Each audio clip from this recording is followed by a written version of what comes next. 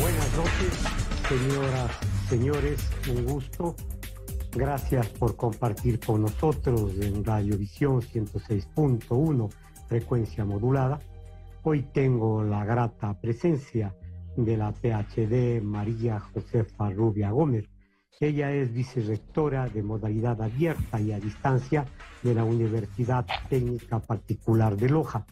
Bienvenido. Primero una confirmación, no sé, estudios, si me están escuchando bien. Sí. Doctor, buenas tardes. Sí, estamos en perfectas condiciones. Bienvenidos a las dos personas que están ahorita entre tintos y papeles. Buenas tardes. Muchas gracias, Marcelo. Bienvenida, María José, un gusto, gracias por aceptar la invitación. Cuando hace 50 años se oía hablar de la universidad a distancia, una universidad creada por los maristas, la academia, esta universidad que se asemejaba a que a lo mejor un grupo religioso estaba atrás de su creación, causó escepticismo. Pero a los 50 años, bueno, antes, hace 35, 40 años, la Universidad Técnica Particular de Loja se posesionó dentro de la sociedad cuencana, ecuatoriana, e incluso en el extranjero hay personas que estudian en la universidad. Bienvenido, bienvenida, ¿qué le parece esta anécdota de duda en algún momento? Bienvenida. Bueno, gracias, buenas tardes. Muchas gracias también por convocarnos a esta tertulia. Yo creo que es muy interesante la pregunta que propone, porque es verdad, era una universidad de provincia en el sur quizás pues no se tenían muchas expectativas. También en ese momento nace solo como universidad técnica, con carreras técnicas, y luego amplía su espectro pues con otro tipo de carreras humanísticas.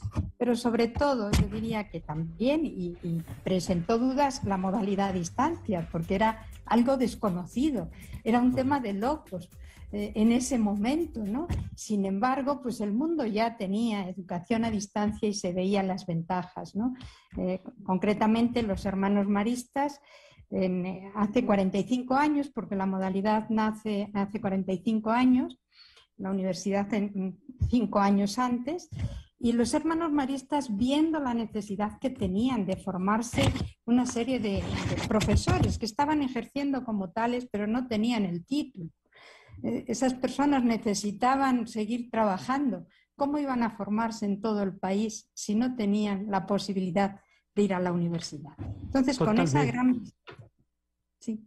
Sí, de acuerdo con usted, los hermanos maristas, entiendo que son una cofradía de la Iglesia Católica. No sé si por allí va la razón de que los hermanos maristas dieron una oportunidad de a los hermanos lojanos, pues prepararles para el profesorado, en fin. Pero usted dice que la universidad se creó, hace 50 años, y después de 5 años, a la situación a distancia. Pero no era una utopía en ese tiempo viajar hacia Loja para dar los exámenes, en fin. Bueno, es una cosa que no podíamos creer. De aquí a Loja 10 horas en bus de una carretera terrible, no se diga de Quito o de la Amazonía. Esta impresión se me quedó a mí, yo era pues ya universitario en esa época, María José. Bueno, sí, efectivamente, pensado así era verdadera locura, y lo fue, aunque se tuvo una estrategia diferente, ¿no? En vez de venir a Loja a dar los exámenes, que venían cuando iban a dar el examen final de la carrera, es decir, y han estado viniendo hasta el tiempo de pandemia para lo que es ya titularse, pero para los exámenes normales se desplazaban los profesores. Bien. Donde profesores se desplazaban, 200, 300 profesores se desplazaban a todo el país. Es decir, que era, por supuesto, seguía siendo una locura con todas las circunstancias de viajes y de todo, pero se consiguió y se pudo ir consiguiendo, y de hecho, pues bueno, ahora las tecnologías nos ayudan muchísimo más en ese sentido, ¿no? En aquel momento, pues desplazarse a la Amazonía era toda una aventura. Yo tuve la suerte, como estuve 13 años antes de este segundo mandato en la modalidad a distancia, tuve la suerte, yo diría así, de conocer muchos lugares de la Amazonía y tenerme que desplazar en Gabarra para tomar los exámenes, que los llevábamos en nuestra mano, ¿no? Bueno, eso ya se ha superado, pero fue toda una estrategia que se hizo, yo creo que muy bien montada y, por supuesto, mejorando cada día, ¿no? Es decir, rindió frutos de esa estrategia, rindió frutos y bastante fuertes dentro de la comunidad ecuatoriana acá en el país y también en el extranjero. Que quería decirle entonces que la universidad que se pregonaba ya desde la situación de Córdoba, la universidad junto a los trabajadores, junto al pueblo, se hizo realidad con ustedes. Los estudiantes no iban a la universidad, sino la universidad iban a los estudiantes, un logro sumamente grande, mi querida María José.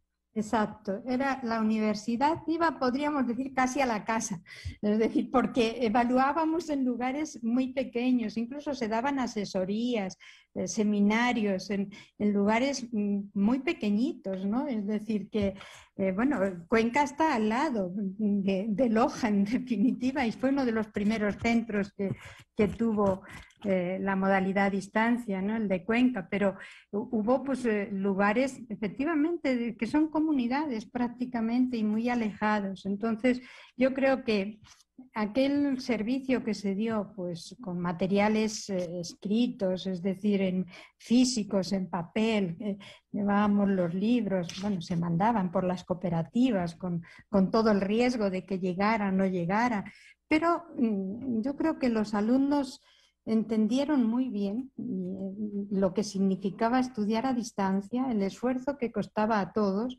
y el beneficio que la universidad les proporcionaba al tener una oportunidad que nunca habían tenido, ¿no? Yo creo que ese fue el éxito. ¿Con cuántas carreras inició la Universidad Técnica Particular de Loja? Bueno, porque de la investigación que he hecho ahora tenemos 43 carreras. Es realmente una cifra bastante grande. Yo diría un logro sumamente importante. Sí, bueno, en educación a distancia comenzó con las de educación, es decir, con 2, 3 versiones, diríamos, de educación. Y en la modalidad presencial empezó con unas 3 carreras también. Ahora mismo en modalidad presencial tiene 33 carreras y en la modalidad a distancia 23. Maestrías tenemos en este momento también 33, aunque de nueva oferta van a ser 17. Es decir, que ahora mismo ya el número de alumnos incluso lo dice todo, por eso también la necesidad de tantas carreras, ¿no? Tenemos unos 39.000 alumnos en este semestre de modalidad a distancia y unos 5.000 de modalidad presencial, es decir, 44.000 estudiantes en general, pero con esa dimensión. Es una cantidad sumamente importante, 44.000 estudiantes. Realmente yo no pensé, le soy franco, que tenían tantos estudiantes aquí en el país, en el extranjero. Usted dice entonces que tienen también maestrías, tienen diplomados, tienen a lo mejor PhD. Esta también es una fracción, digamos así, de la universidad que es muy requerida por parte de los estudiantes. Sí, maestrías sí. PhDs todavía como la legislación ecuatoriana no nos permitía. Entonces, bueno, esperemos que ahora en unos años se pueda, porque ya hay muchos profesores que son doctores. En este momento hay 233 profesores con doctorado, PhD, realizado en universidades del exterior, porque en Ecuador no se podían hacer, ¿no? Pero ahora mismo ya las universidades, tanto la UTPL como otras muchas universidades, creo que ya estamos en esa posibilidad de poder ofertar doctorados propios. Ahora tenemos que ver un poquito todavía que avance la legislación un poco más para poder estar ofertando esto sin necesidad incluso de otras universidades del exterior, porque ahora mismo tiene que ser como en convenio con otras universidades. Claro. Pero yo creo que es bueno ya tener la autonomía justamente para poder ofertar. ¿Cuáles son las carreras más solicitadas? Recuerdo que Derecho, por ejemplo, hace años tenía bastante presencia, pero ahora tienen arquitectura, medicina, bueno, biología, una serie de carreras nuevas incluso dentro de la visión de la educación integral. ¿Cuáles son las carreras que más estudiantes tiene en la Universidad Técnica Particular? Bueno, indudablemente Derecho. Derecho es la carrera estrella, podríamos decir, en modalidad a distancia, en presencia y menos, porque se pone el límite también en modalidad a distancia se pone el límite, pero es mucho más amplio, ¿no? Incluso pues en este semestre tuvimos que pedir permiso al CES para que nos dejara aumentar algunos cupos, porque la demanda era muchísima. Con el tema de la pandemia, en vez de disminuir los alumnos, ha sido todo lo contrario. Claro. Han venido muchísimos más, entonces, bueno, pues también nos daba tristeza tener que decir a muchos alumnos que ya no podían ingresar.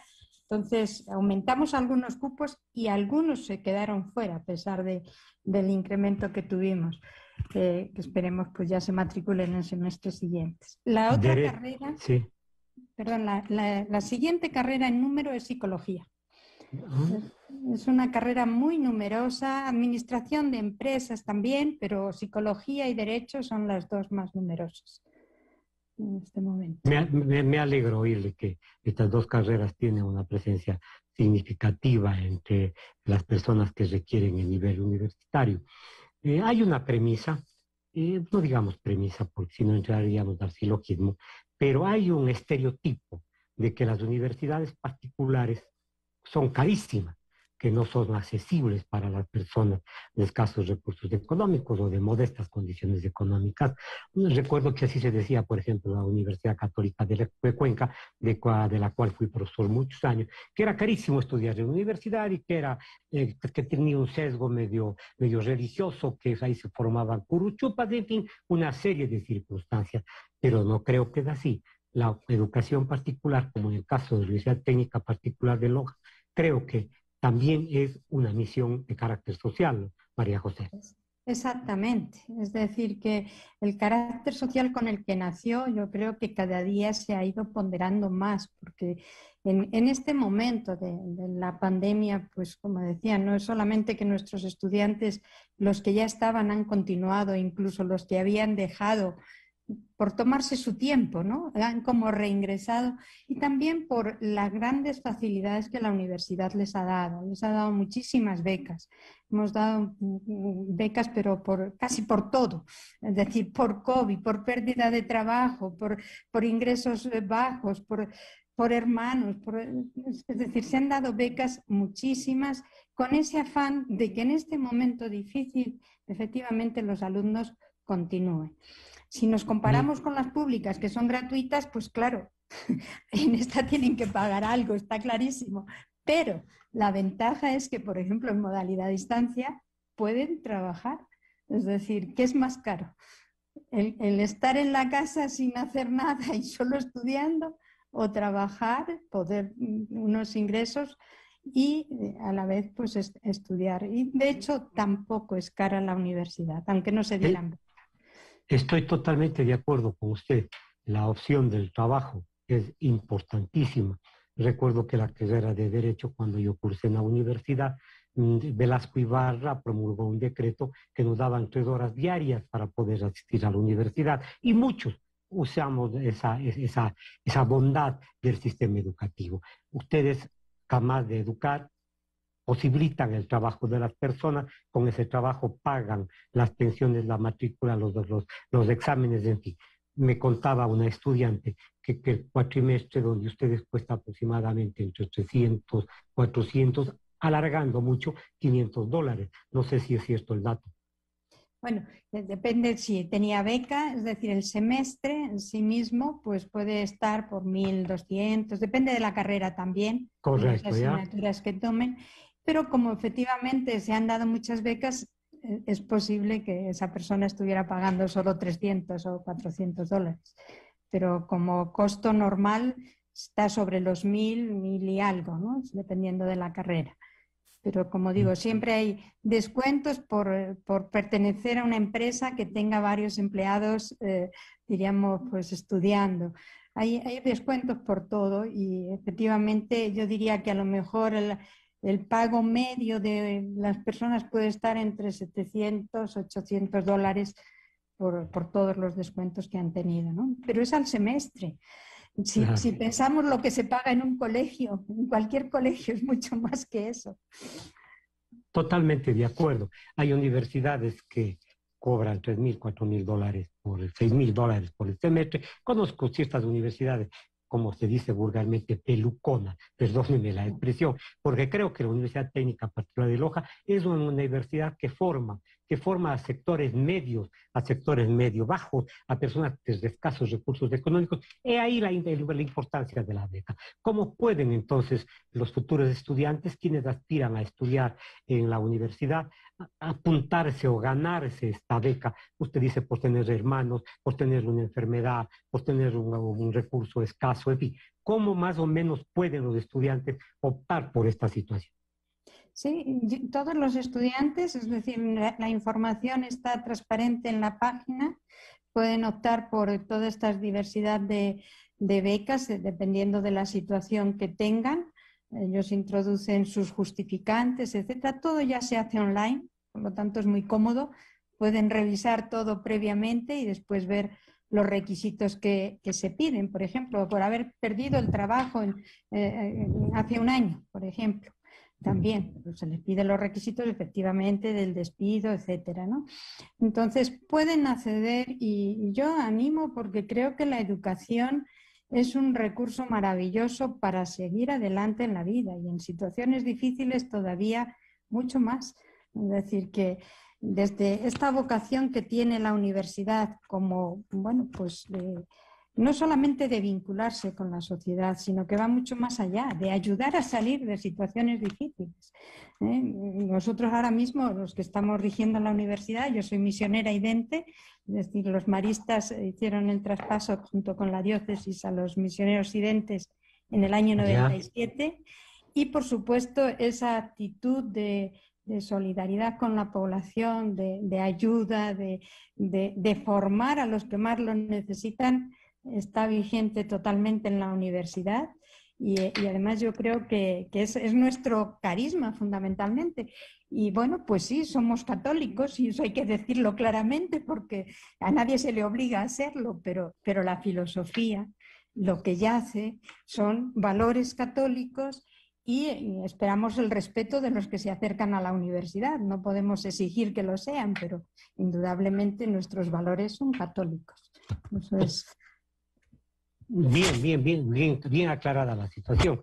No es impositiva, es volutiva la situación de adherirse a la universidad y mantener el respeto al pensamiento del resto de personas. Me parece increíblemente positiva esa posición. Pero aquí nace un cuestionamiento en los últimos años de que la educación a distancia se vuelve fría, se vuelve a sí mismo distante. No hay esa hermandad, ese conocerse en los profesores de estudiantes, ese trato diario que existe con la universidad presencial. ¿Cuál es su punto de vista frente a esto? ¿Que efectivamente es fría este tipo de educación? Bueno, indudablemente no es como ir a clase cada día donde te encuentras con los amigos, etcétera. Pero ahora mismo, efectivamente, las tecnologías nos permiten un acercamiento mayor. Durante años, pues sí, hemos tenido a los alumnos bastante a distancia. Yo creo que ahora la distancia se acorta pues, por estos medios, porque por lo menos en cada asignatura pueden tener con el profesor un contacto semanal como mínimo, cuantas veces necesite el estudiante también contactarse con él, pero también hay exposiciones de los docentes breves, porque sabemos que nuestros estudiantes muchos trabajan, pero el que no puede asistir, por ejemplo, a una tutoría sincrónica, pues luego queda eso colgado en la página de la universidad, en el EVA, lo que llamamos el entorno virtual de aprendizaje, y el estudiante puede acceder pues, a lo que sus compañeros preguntaron a los que asistieron en ese momento, y le preguntaron al profesor, la exposición que hizo el profesor. Es decir, que es una universidad que ya está mucho más cercana, incluso de la misma comunicación entre estudiantes. Hay redes por todas partes, de WhatsApp, de Twitter. Claro, por cierto. Por cierto, es una forma de utilizar las redes para comunicarse entre los estudiantes, buscar principios, en fin. Pero esta situación de las tutorías, cuando el estudiante no puede acceder a la tutoría, pierde puntos, a lo mejor tiene algún tipo de problema en la calificación, porque la misión es trabajar y estudiar. Pero si es que no puede asistir, digamos, a través online a las charlas, a las conferencias de los tutores, ¿puede convalidar posteriormente esa no asistencia? Por supuesto, hay tutorías que son simplemente de formación, que no tienen una calificación, sino que es para resolver dudas y aclarar el tema de esa semana, ¿no? Y luego sí hay tareas obligatorias que se dicen contacto con el docente, que el alumno, si puede asistir, mejor, pero si no pudiera asistir, siempre tiene una actividad que sustituye esa parte, diríamos, de cara a cara con el profesor. Por lo tanto, no pierde puntos, tiene que hacer la actividad suplementaria que llamamos y con eso gana los puntos como si hubiera estado en esa actividad con el docente. Se dice con un estereotipo a sí mismo que los estudiantes que tienen la modalidad a distancia son súper amigos o visitadores muy frecuentes del Rincón del Vago. ¿Qué hay de cierto con esto? María José, Bueno, por favor. yo creo que hay muchos estudiantes, no solo de modalidad a distancia, que visitan el Rincón del Vago, pero concretamente yo creo que eso es inadmisible y de hecho sabemos, nosotros tenemos integrado en el EVA lo que se llama el sistema URCU. El URCU es que te controla lo que has copiado, por lo tanto es inútil que el alumno vaya al Rincón del Vago, porque si copia, otra cosa es que lo digiera, le sirva para hacer alguna argumentación, pero si el estudiante copia, no cita, incluso si copia a otros de sus compañeros en la tarea, el URCU lo detecta todo. Entonces, sería inútil que el estudiante haga eso. Si no tuviéramos integrada esa herramienta, pues es más complicado, porque efectivamente detectar, que siempre se detecta también, un buen profesor detecta la copia, pero el sistema te lo da, te lo arroja en un 40, en un 50, en un 90%. Tú dices, ¿qué es esto? ¿No? Es decir, que no hay problema en ese sentido. Bueno, yo me jubilé en la universidad hace unos pocos años nomás.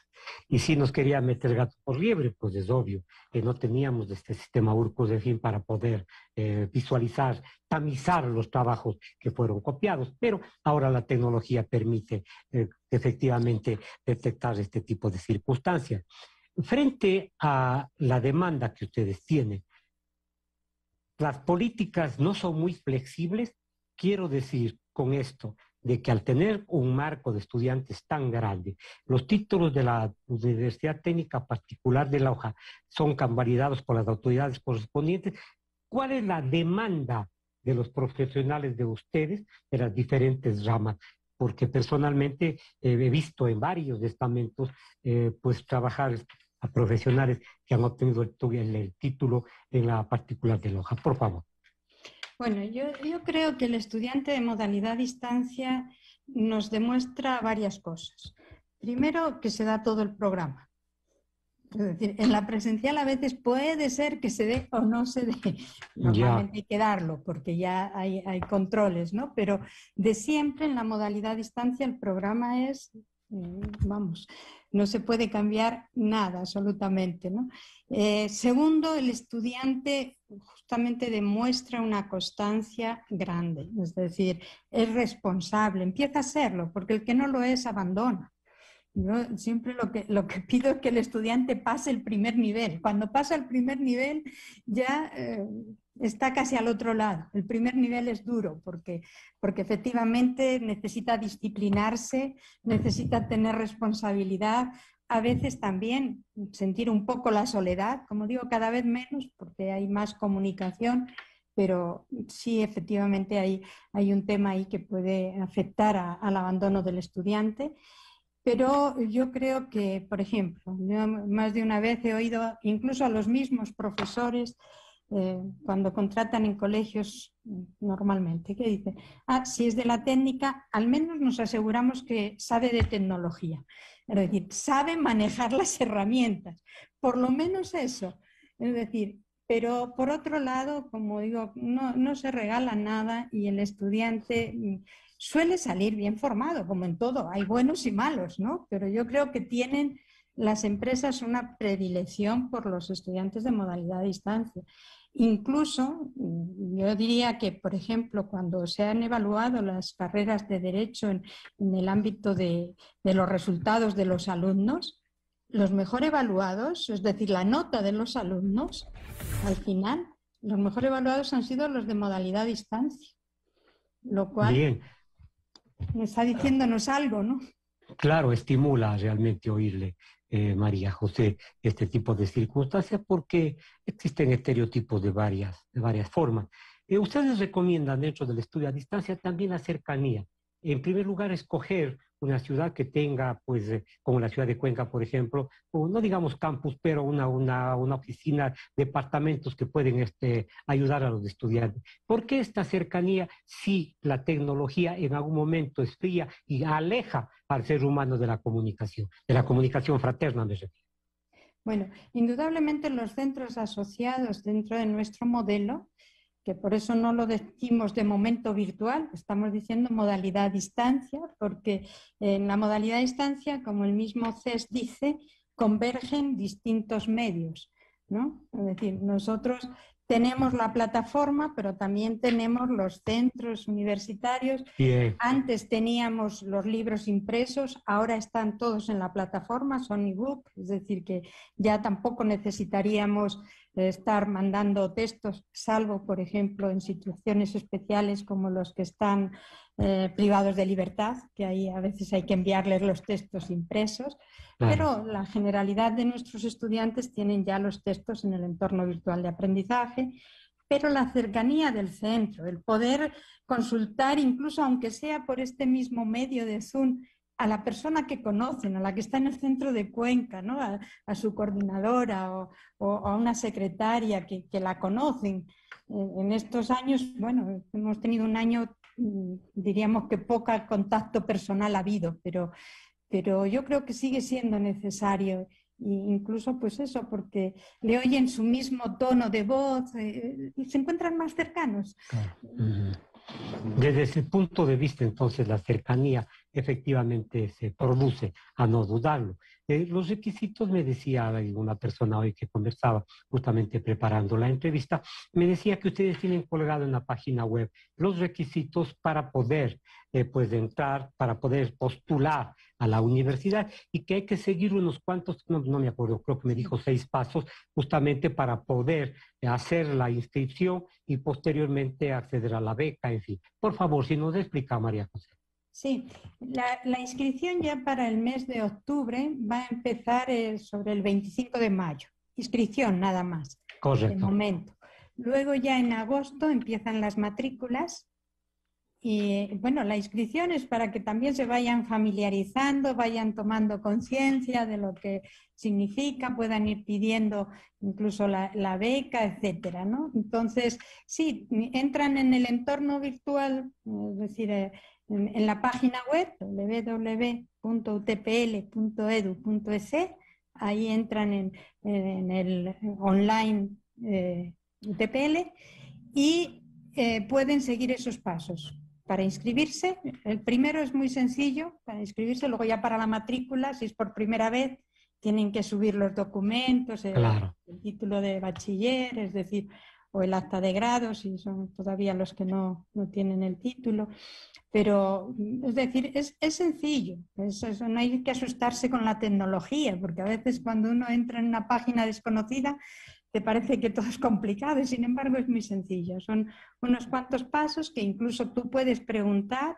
Tenemos incluso abiertas salas de Zoom con horarios prácticamente todo el día para que pregunten. Hay un icono que dice más. ¿Qué quieres saber? Y ahí el estudiante puede preguntar lo que desee, ¿no? Es decir, la persona que está interesada. Entonces, bueno, pues incluso luego se les puede recordar también, pues si se inscribieron y no se están matriculando, qué pasó. Es decir, pero bueno, es una actitud... Hace un seguimiento en todo caso a las personas que manifestaron su voluntad o su inquietud de matricularse dentro de la universidad. ¿Tienen un límite de edad ustedes? Quiero decir, por ejemplo, los adultos mayores pueden acceder a la educación de ustedes. Totalmente.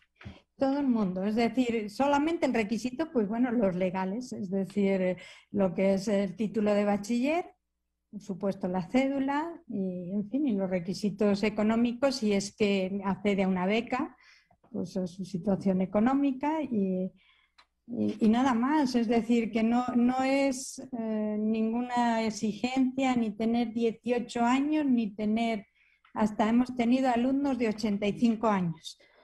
Así. Bueno, bastante interesante. María José, vamos a terminar el programa, estamos sobre la hora, pero una pregunta última que me hacen a través de las redes.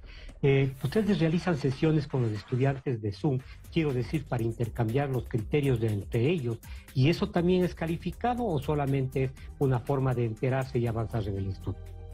Bueno, cuando es una tutoría, porque los estudiantes tienen lo que llamamos el plan docente, que ellos saben ahí muy bien las actividades que son calificadas y las que no lo son. Cuando yo entro a consultar una duda al tutor o cuando entro a esa sesión de tutoría normal, eso no tiene calificación, pero me va a ayudar porque estoy resolviendo mis dudas. Tiene calificación cuando ponen algún chat que se dice que es calificado y les están pidiendo que contesten, que digan tal cosa, si hay una retroalimentación del mismo profesor y de los compañeros. Entonces hay actividades calificadas, pero no son muchas, es decir, son unas dos chats calificados creo que son, y 2 actividades que son cuestionarios también de preguntas que los alumnos tienen que contestar, pero esa no necesita estar en presencia del profesor. El chat sí, el chat y alguna otra actividad que se ponen en determinadas materias, pero eso está todo recogido en el plan docente, lo saben del principio. Una pregunta final. Un estudiante dejó de estudiar en tal universidad, por ejemplo, Derecho, salió en tercer año. ¿Puede indexar las materias dentro de la universidad de ustedes? Sí, puede, es decir, puede proceder de otra universidad, habrá que ver que hacer la convalidación o puede hacer validación de conocimientos también. Y incluso estudiantes nuestros que han dejado hace mucho tiempo, bueno, lo que hay es que ver ya si la malla curricular es la misma que tuvieron en ese momento.